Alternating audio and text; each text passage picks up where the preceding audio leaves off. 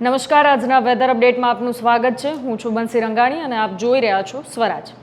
આજે આપણે વાત કરવી છે આગામી દિવસોની અંદર વરસાદી રાઉન્ડ ક્યારે આવી શકે છે, કેમ કે છેલ્લા કેટલાક ટાઈમથી વરસાદે જે વિરામ લીધો છે એ વિરામ ક્યાંક ને ક્યાંક ધીમે ધીમે લાંબો ચાલી રહ્યો છે। વરસાદની અત્યારે ખાસ જરૂર છે ગુજરાતમાં, પરંતુ ગુજરાતની અંદર વરસાદ નથી આવી રહ્યો। ત્યારે આપણે આજે જોઈશું હવામાન નિષ્ણાંતોએ પણ આગાહી કરી છે કે આગામી દિવસોની અંદર છૂટાછવાયા વિસ્તારોની અંદર વરસાદી ઝાપટા પડી શકે છે। ત્યારે આજે આપણે વિંડીના માધ્યમથી જોવાનું છે કે કયા વિસ્તારોની અંદર વરસાદની શું સ્થિતિ છે, હવામાનની શું સ્થિતિ છે।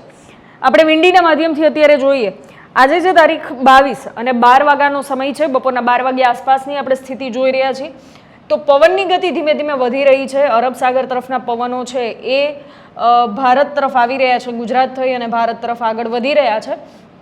ત્યારે સૌથી મહત્વની વાત એ છે કે બપોરે 12 વાગ્યાની આ સ્થિતિ જોઈ રહ્યા છીએ, વાદળછાયું વાતાવરણ બતાવી રહ્યા છે। સુરત, દક્ષિણ ગુજરાતના જે વિસ્તારો છે ત્યાં હળવાથી મધ્યમ વરસાદની શક્યતાઓ બતાવી રહ્યા છે હાલની સ્થિતિ પ્રમાણે। એટલે અત્યારે 12 વાગ્યા આસપાસની આ સ્થિતિમાં દક્ષિણ ગુજરાતના જે વિસ્તારો છે એની અંદર વરસાદ અથવા તો છૂટાછવાયા છાંટા પડી શકે છે, સામાન્ય વરસાદ પડી શકે છે એવી સ્થિતિ બતાવી રહ્યા છે। આ સિવાય કચ્છ સહિતના જે રાપર સહિતના જે વિસ્તારો છે એ વિસ્તારોની અંદર વાદળછાયું વાતાવરણ બતાવી રહ્યા છે, પરંતુ વરસાદની કોઈ સ્થિતિ હાલ ત્યાં પણ નથી બતાવી રહ્યા। સૌરાષ્ટ્રની જો વાત કરીએ તો રાજકોટ, મોરબી સહિતના જે વિસ્તારો છે, જૂનાગઢ સહિતના એ તમામ વિસ્તારોની અંદર પણ વાદળછાયું વાતાવરણ બતાવી રહ્યા છે, પણ વરસાદની કોઈ સ્થિતિ હાલ ત્યાં પણ નથી બતાવી રહ્યા।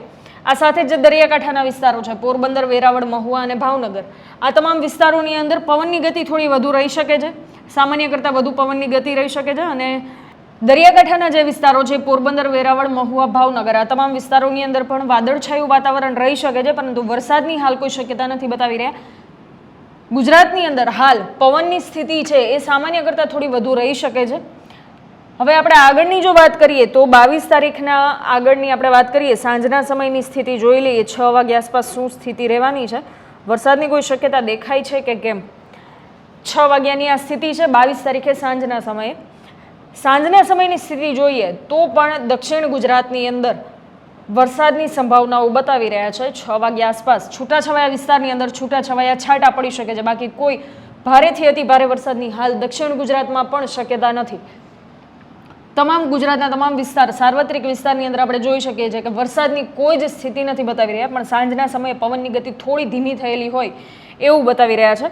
આ સાથે જ આપણે 22 તારીખે રાતના સમયની આ સ્થિતિ છે, તો દક્ષિણ ગુજરાતમાં એ વરસાદ જે હળવાથી સામાન્ય વરસાદની શક્યતા હતી એ પણ હવે ધીમે ધીમે દૂર થતી દેખાય છે। વાપી, વલસાડ, નવસારી સહિતના જે વિસ્તારો છે ત્યાં પણ વરસાદની જે જોર બતાવી રહ્યા હતા એ વરસાદનું જોર પણ ધીમું થતું જાય છે। આમ આપણે જોઈએ કે પૂરા ગુજરાતની અંદર વરસાદની અસર જે હોય છે, સૌથી વધુ વરસાદની અસર દક્ષિણ ગુજરાત તરફ હોય છે, કે દક્ષિણ ગુજરાતમાં 50% પડે તો 10% છે એ બાકીના વિસ્તારોની અંદર પડતો હોય છે। આવું સામાન્ય રીતે હોતું હોય છે, પરંતુ દક્ષિણ ગુજરાતમાં જ આપણે જોઈ રહ્યા છીએ દક્ષિણ ગુજરાતમાં જ હાલ ક્યાંય વરસાદની કોઈ શક્યતા નથી દેખાઈ રહી। એટલે બાકીના જે વિસ્તારો છે એ તો આપણે હવે રાહ જોવા પણ જ નથી રહ્યું, એના જેવું દેખાઈ રહ્યું છે। એટલે હવે રાતના સમયે પૂરા ગુજરાતની અંદર ક્યાંય કોઈ વરસાદની સ્થિતિ બતાવી નથી રહ્યા, ક્યાંય કોઈ શક્યતા દેખાઈ નથી રહી, અને દક્ષિણ ગુજરાતમાં પણ એ જે શક્યતા થોડી ઘણી હતી એ પણ ઓછી થતી દેખાય છે। આ સાથે જ હજી આગળ વાત કરીએ 23 તારીખની, તો 23 તારીખના સવારની સ્થિતિ આપણે જોઈ લઈએ। 10-11 વાગ્યાની આ સ્થિતિ છે 23 તારીખ રવિવારની સ્થિતિ જોઈ છે, તો એની અંદર દક્ષિણ ગુજરાતની અંદર વરસાદની સંભાવનાઓ દેખાઈ રહી છે, અને એ સંભાવના એટલે એવી સંભાવના કે જેમાં છૂટાછવાયા વિસ્તારની અંદર છૂટાછવાયા છાંટા પડી શકે છે, મધ્યમ વરસાદ પડી શકે છે, ભારેથી અતિ ભારે વરસાદ ત્યાં પણ નથી બતાવી રહ્યા। અને બાકી પૂરા ગુજરાતની અંદર વાદળછાયું વાતાવરણ રહી શકે છે, બાકી ક્યાંય વરસાદની કોઈ જ શક્યતા હાલ નથી દેખાઈ રહી। અને હા, ખાસ કરી જે લોકો પણ આ વિડીયો જોઈ રહ્યા છે એ ખાસ જણાવજો કે તમારા જિલ્લાની અંદર, તમારા વિસ્તારની અંદર વરસાદ છે કે નહીં। દક્ષિણ ગુજરાતની આપણે જે વાત કરી રહ્યા છીએ, તો દક્ષિણ ગુજરાતના જે દર્શક મિત્રો છે એ પણ જો આ વિડીયો જોઈ રહ્યા છે તો તમે પણ ખાસ કરી અને કમેન્ટમાં જણાવજો કે તમારા વિસ્તારની અંદર અત્યારે વિંડીના માધ્યમથી જે બતાવી રહ્યા છે કે વરસાદની શક્યતાઓ છૂટાછવાયા વિસ્તારમાં છાંટા, કોઈ ભારેથી અતિ ભારે વરસાદ નહીં પરંતુ મધ્યમથી સામાન્ય વરસાદ તમારા વિસ્તારની અંદર છે કે કેમ એ પણ કમેન્ટ કરી અને ખાસ જણાવજો। તો 11 વાગ્યાની સ્થિતિની આપણે વાત કરી 23 તારીખે 11 વાગ્યાની, તો પણ આપણને વરસાદની કોઈ શક્યતા નથી દેખાઈ રહી દક્ષિણ ગુજરાતને છોડતા। દક્ષિણ ગુજરાતમાં છૂટાછવાયા છાંટા વરસાદ પડી શકે છે, બાકી ક્યાંય નહીં। બાકી વાદળછાયું વાતાવરણ બતાવી રહ્યા છે, સાથે જ દરિયાકાંઠાના વિસ્તારો એટલે પોરબંદર, વેરાવળ, મહુવા સહિતના જે વિસ્તારો છે એ વિસ્તારોની અંદર વાદળછાયું વાતાવરણ રહી શકે છે, અને વાદળછાયા વાતાવરણને લીધે છૂટાછવાયા વિસ્તારની અંદર છાંટા પડી શકે છે, બાકી ભારેથી અતિ ભારે કે મધ્યમ વરસાદ પણ ત્યાં શક્યતા હાલ નથી બતાવી રહ્યા. આગળ આપણે વાત કરી રહ્યા છીએ કે બપોરના સમયની, સાંજના સમયની આપણે સ્થિતિ જોઈ લઈએ. 6 વાગ્યાની આ સ્થિતિ છે, તો ગુજરાતમાં 6 વાગ્યાની સ્થિતિમાં પણ એ જ પરિસ્થિતિ જોવા મળી રહી છે. 23 તારીખના સાંજના 6 વાગ્યાની આ સ્થિતિ છે. તો સુરતમાં પણ જે વરસાદની શક્યતાઓ સવારના સમયે દેખાડી રહ્યા હતા, 11 વાગ્યા આસપાસની જે સ્થિતિ બતાવી રહ્યા હતા, ત્યારે સુરતમાં વરસાદ બતાવી રહ્યા હતા. એટલે એ છાંટા જેવો વરસાદ, બાકી ભારેથી અતિ ભારે નહીં. તો એ પણ અત્યારે હટી રહી છે અને વાપી, વલસાડ અને નવસારી આ જે વિસ્તારો છે, વાપી સહિતના વિસ્તારો છે, એ વિસ્તારોની અંદર છૂટાછવાયા છાંટા પડી શકે છે. બાકી ગુજરાતમાં કોઈ જ વિસ્તારની અંદર ક્યાંય જ વરસાદની કોઈ શક્યતા હાલ દેખાડી નથી રહ્યા. પણ તમારા વિસ્તારની અંદર જો વરસાદ હોય તો કમેન્ટ કરીને ખાસ જણાવજો. કદાચ છાંટા હોય તો બી જણાવજો. આ સાથે 23 તારીખના રાતની આપણે સ્થિતિ જોઈ લઈએ. રાતના 1 વાગ્યાનો આ સમય છે. તમે અત્યારે જે સ્ક્રીન પર જોઈ રહ્યા છો એ રાતના 1 વાગ્યાનો સમય છે. 1 વાગ્યાના સમયની અંદર પણ ગુજરાતની કોઈ જ જિલ્લાની અંદર વરસાદની કોઈ જ સ્થિતિ નથી બતાવી રહ્યા. અમદાવાદની અંદર આપણને સામાન્ય સ્થિતિ બતાવી રહ્યા છે કે કદાચ છૂટાછવાયા વિસ્તારોની અંદર છાંટા પડી શકે છે. આ સાથે જ વડોદરા આસપાસના જે વિસ્તારો છે એ વિસ્તારોની અંદર પણ છૂટાછવાયા વિસ્તારમાં છાંટા પડી શકે છે. ભારેથી અતિ ભારે વરસાદ નહીં. આ સ્થિતિ આપણે જોઈ રહ્યા છીએ 23 તારીખના મધરાતની આ સ્થિતિ છે. એટલે અમદાવાદ અને વડોદરા સાથે ગોધરા સહિતના વિસ્તારો જે છે, આ વિસ્તારો તમે જોઈ રહ્યા છો, એ વિસ્તારોની અંદર છૂટાછવાયા છાંટા પડી શકે છે. બાકી ભારેથી અતિ ભારે વરસાદની હાલ કોઈ સ્થિતિ નથી જોવા મળી રહી.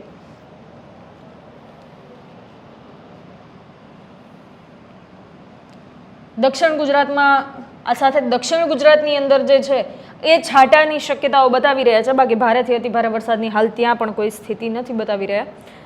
24 તારીખની આપણે વાત કરી રહ્યા છીએ. 24 તારીખે વહેલી સવારે 8 વાગ્યા આસપાસની આ સ્થિતિ જોઈ લઈએ.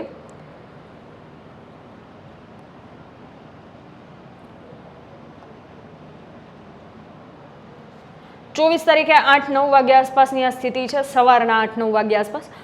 તો જે સૌરાષ્ટ્રના વિસ્તારો છે, સૌરાષ્ટ્રના વિસ્તારોની અંદર વાદળછાયું વાતાવરણ રહી શકે છે, પરંતુ ભારેથી અતિ ભારે વરસાદ ક્યાંય કોઈ દેખાય જ નથી રહ્યો. બાકી કચ્છ સહિતના જે વિસ્તારો છે ત્યાં તો ચિંતાજનક સ્થિતિ છે કે આટલા દિવસથી આપણે વિંડીના માધ્યમથી જોઈએ છીએ કે કયા વિસ્તારની અંદર વરસાદ પડી શકે છે, કોઈ સંભાવના છે કે કેમ, એ તમામ વસ્તુ આપણે જોતા હોઈએ છીએ. પરંતુ સૌથી ચિંતાજનક જે સ્થિતિ છે એ કચ્છ સહિતના વિસ્તારો અને પશ્ચિમ ગુજરાતના જે વિસ્તારો છે, જામનગર, પોરબંદર, દ્વારકા સહિતના જે વિસ્તારો છે, ખાસ ચિંતા આ વિસ્તારોને લઈને છે. કેમ કે હાલ પણ ત્યાં વરસાદની કોઈ જ શક્યતા નથી બતાવી રહ્યા. 24 તારીખ સુધીની આપણે આ સ્થિતિ જોઈ રહ્યા છીએ. 24 તારીખે સવારના 9 વાગ્યાની આ સ્થિતિ છે. દક્ષિણ ગુજરાતમાં એકમાં વરસાદની સંભાવનાઓ છે, પણ એ વરસાદ એટલે જેને આપણે છાંટા કહીએ એ વરસાદ, ભારેથી અતિ ભારે વરસાદ નહીં. બાકી મધ્ય ગુજરાતની પણ જો આપણે વાત કરીએ તો મધ્ય ગુજરાતમાં પણ કોઈ જ વરસાદની શક્યતા નથી. ઉત્તર ગુજરાતમાં પણ વરસાદની કોઈ જ શક્યતા નથી અને સૌરાષ્ટ્રમાં પણ વરસાદની કોઈ જ શક્યતા હાલ દેખાઈ નથી રહી. હવે આપણે 24 તારીખના સાંજના સમયની વાત કરી લઈએ. તો સાંજના સમયે 5-6 વાગ્યા આસપાસની સ્થિતિ જોઈ લઈએ. આ 6 વાગ્યા આસપાસની સ્થિતિ છે. પવનની ગતિ ધીમે ધીમે વધી રહી છે, તમે પણ જોઈ શકો છો. પવનની ગતિ ધીમે ધીમે વધતી જાય છે, બાકી વરસાદની કોઈ શક્યતાઓ દેખાઈ નથી રહી. એનું મુખ્ય કારણ છે, આપણે જો થોડુંક ઝૂમ આઉટ કરી અને આ જોઈએ,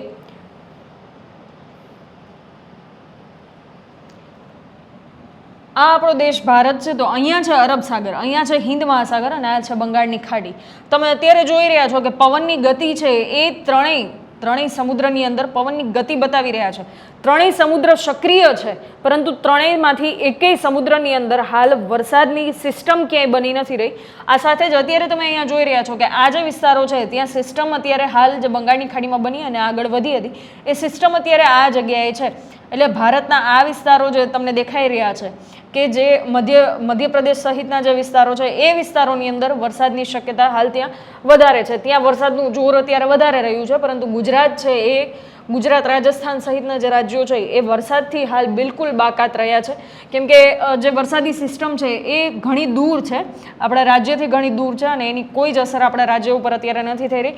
હવે રાહ એ રહેશે કે આગામી દિવસોની અંદર આ ત્રણમાંથી એકેય જગ્યાએ, ખાસ કરી અને બંગાળની ખાડી છે, તો હવામાન નિષ્ણાંતો દ્વારા પણ એ જાહેર કરવામાં આવ્યું છે, એ આગાહી કરવામાં આવી છે કે બંગાળની ખાડી છે એમાં કરંટ ધીમે ધીમે વધતો જશે અને આગળ જતાં એની અંદર વરસાદી સિસ્ટમ બનશે અને જેનો લાભ ગુજરાતને મળશે. ત્યારે હવે જોવાનું એ રહેશે કે આ ત્રણમાંથી એકેય જગ્યાએ વરસાદની કોઈ સિસ્ટમ બને છે કે કેમ. કેમ કે ઘણી જગ્યાએ એ પણ સાંભળવા મળ્યું છે કે 6 થી 7 સિસ્ટમ એકસાથે, રિપીટ, આ કાપી નાખજો, કેમ કે ઘણી જગ્યાએ એવું પણ સાંભળવા મળ્યું છે કે 3 થી 4 સિસ્ટમ એકારે સક્રિય થશે અને એનો લાભ ગુજરાતને મળશે, પરંતુ એ સિસ્ટમ ક્યારે સક્રિય થઈ જાય, સિસ્ટમ ક્યારે બને છે, એ પણ હવે રાહ જોવાની વાત છે. કેમ કે જ્યારે સિસ્ટમ બનશે ત્યારે એનો લાભ આપણને ગુજરાતને મળશે. એ સિવાય હાલ કોઈ સિસ્ટમ અત્યારે સક્રિય નથી થયેલી. જે સિસ્ટમ છે એ અત્યારે અત્યારે ભારતના આ ભાગોની અંદર તમે જોઈ શકો છો, ત્યાં વરસાદનું જોર જે પ્રમાણે બતાવી રહ્યા છે એ સિસ્ટમની અસર છે. અને ગુજરાતની આસપાસ પણ ક્યાંય રાજસ્થાન સહિતના જે વિસ્તારો છે અત્યારે કોરા કાટ પડ્યા છે. એનું કારણ છે કે અત્યારે વરસાદની કોઈ સિસ્ટમ હાલ ક્યાંય બની નથી. બસ એના જ કારણે અત્યારે ગુજરાત છે વરસાદથી વંચિત છે. બાકી અત્યારે ત્રણેય, આ બંગાળની ખાડી છે, હિન્દ મહાસાગર ને અરબ સાગર છે, એ ત્રણેય સક્રિય છે. પવનની ગતિ વધારે છે અને સક્રિય પણ છે, એટલે ભેજવાળા પવનો આવી રહ્યા છે, પરંતુ વરસાદ નથી લાવી રહ્યા. એનું કારણ એકમાત્ર કે વરસાદની સિસ્ટમ કોઈ નથી બની, બસ એ જ કારણ છે. હવે આપણે જો આગળ વાત કરી લઈએ, 24 તારીખની રાતની આપણે સ્થિતિ જોઈ લઈએ.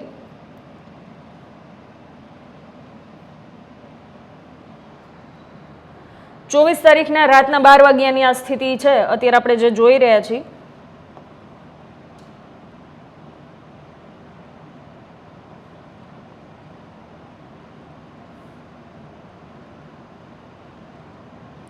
હા, 24 તારીખે રાતના 12 વાગ્યાની આ સ્થિતિ છે. વરસાદ ક્યાંય ગુજરાતમાં કોઈ જ જગ્યાએ વરસાદની કોઈ જ સંભાવના હાલ આપણને નથી બતાવી રહ્યા. દક્ષિણ ગુજરાતની અંદર જે આપણે અગાઉ પણ વાત કરી કે વાપી, વલસાડ, નવસારી સહિતના જે વિસ્તારો છે, સુરત સહિતના વિસ્તારો, ત્યાં છૂટાછવાયા છાંટા પડી શકે છે. એ સિવાય વરસાદની હાલ ત્યાં કોઈ શક્યતાઓ આપણને નથી બતાવી રહ્યા.